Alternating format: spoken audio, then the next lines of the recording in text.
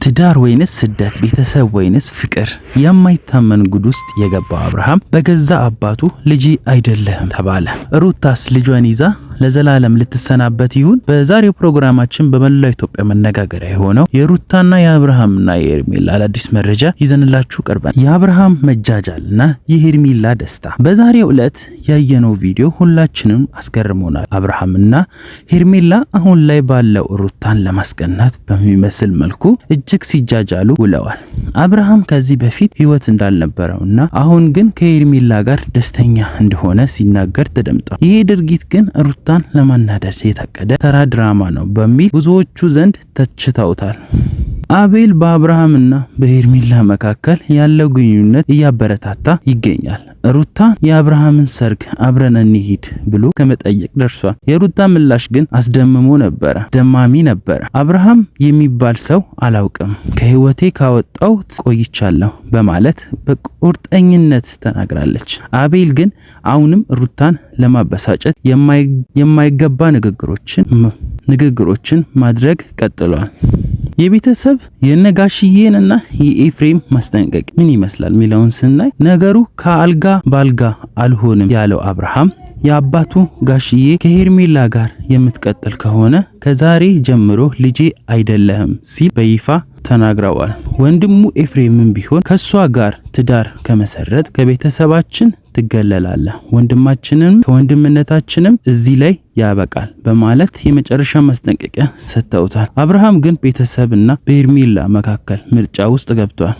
የሩታን ትልቅ ውሳኔ ስንመለከት ሩታ አሁን ያለችበት ሁኔታ እጅግ ከባድ ነው። ወደ ውጭ ሀገር ለመሄድ ያላት ፍላጎት 50% ደርሷል። አላማዋም ልጇን ይዛ በመሄድ ከአባቱ መጥፎ ባህሪ ርቆ የተሻለ ትምህርት እንዲያገኝ ማድረግ ነው። ሆኖም ቤተሰቦቼ ልጆቿን ይዛ አትሄጂም፣ እኛ እዚህ እናሳድገዋለን በማለታቸው ውሳኔ ላይ ለመድረስ ተናግራለች። አቤል በአብርሃምና በሄርሜላ መካከል ያለው ግንኙነት እያበረታታ ይገኛል። ሩታ የአብርሃምን ሰርግ አብረን እንሂድ ብሎ ከመጠየቅ ደርሷል። ሩታ ምላሿ ግን አስደማሚ ነበር። አብርሃም የሚባል ሰው አላውቅም፣ ከህይወቴ ከወጣ ቆይቷል በማለትም ቁርጠኝነት ተናግራለች። አቤል ግን አሁንም ሩታን ለማበሳጨት የማይገባ ንግግሮችን ማድረግ ቀጥሏል። አቤል የሚባለው ልጅ በእርግጥ እውነቱን ለመናገር ለምን እንዳልታሰረ ነው እንጂኛ ግራ የገባን መታሰር ያለበት ነው። ለምን አንድ ቤተሰብ በትኗል። ያ ቤተሰብ የበተነበትን በህግ ቢጠየቅ ኖሮ ይህን ያክል ደረጃ ይሄዳል ብለን አናስብም ነበረ።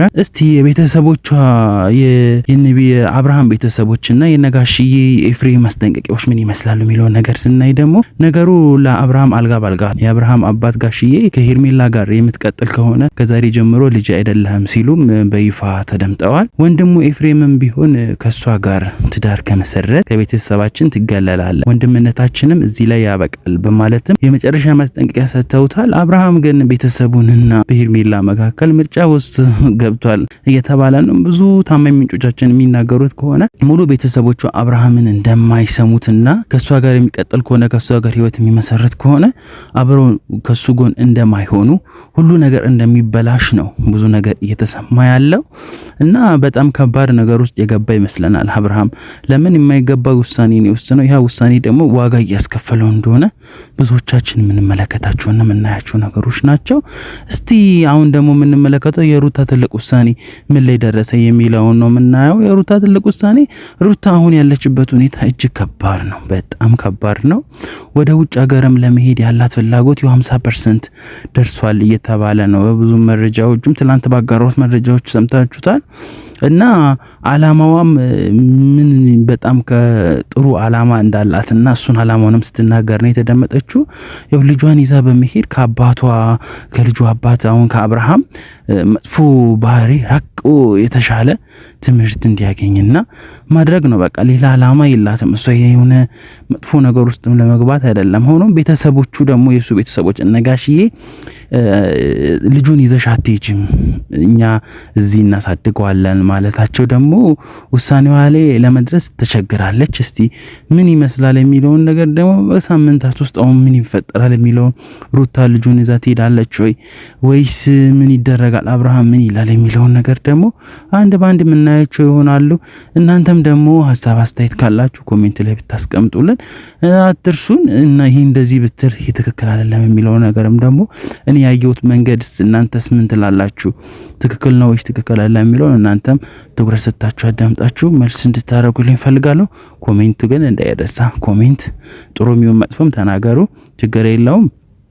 ሩታ ልጇን ይዛ ትሰደድ ይሁን ወይንስ አብርሃም ቤተሰቦቹን ይቅርታ ጠይቆ ሊመለስ?